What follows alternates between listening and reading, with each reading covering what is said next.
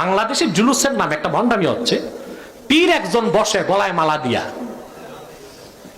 স্যারের উপর পীর একজন বসে গলায় ভরা থাকে মালা, আল্লাহ আল্লাহ রসুলের স্লোগান বাদ দিয়ে পীরের স্লোগান চলে।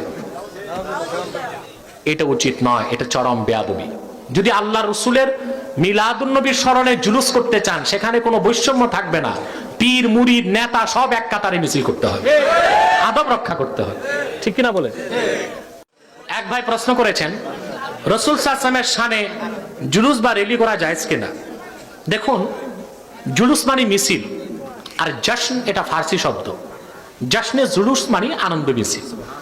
আল্লাহ কোরআনে বলেছেন, কুল বিফাদলিল্লাহি ওয়া বিরাহমাতিহি ফাবিযালিকা ফালইফরাহু। কোরআন আসার কারণে ১৫০০ বছর আগে মুহাম্মদ সাল্লাল্লাহু আলাইহি ওয়াসাল্লাম আগমন করেছেন, সেই স্মরণে তোমরা আনন্দের প্রকাশ করো। সে আনন্দের প্রকাশ করতে যে যদি আপনারা জুলুস বা র্যালি করেন, তাতে কোনো সমস্যা নাই। আমার মনে আছে, বাংলাদেশ অনেক বড় আলেম ছিলেন শেখুল হাদিস মাওলানা আজিজুল হক, আল্লাহ তাকে বেহেশত নসিব করুন। তিনি সহিহ বুখারীর অনুবাদ করছেন 7 খণ্ডে। আমি দেখতাম উনি যখন জীবিত ছিলেন, প্রতি বছর রহমানিয়া মাদ্রাসা থেকে 12 রবিউল আউয়াল ছাত্ররা র্যালি বের করত। ওই র্যালিটার আরবি হলো জুলুস, বাংলা হলো মিছিল। কথা বুঝতে পারছেন? আপনি জশ্নে জুলুস বের করবেন, নাত পড়বেন, গজল পড়বেন, জিকির করবেন, তাতে সমস্যা নেই। তো বাংলাদেশের জুলুসের নাম একটা ভণ্ডামি হচ্ছে। পীর একজন বসে গলায় মালা দিয়া,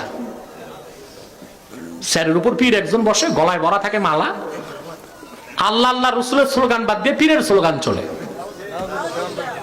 এটা উচিত নয়, এটা চরম বেয়াদবি। যদি আল্লাহ রসুলের মিলাদুন্নবীর স্মরণে জুলুস করতে চান, সেখানে কোনো বৈষম্য থাকবে না।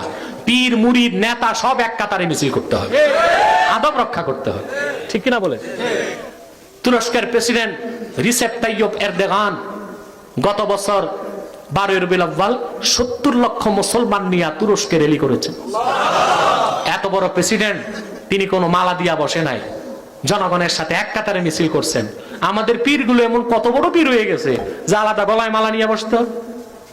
এত বেয়াদবি, এটা বাদ দেওয়া উচিত। জুলুস হবে সব এক কাতারে একসাথে, আলাদা কোনো চেয়ার টেবিল থাকবে। কথা বুঝতে পারছেন? এটা রক্ষা করতে হবে।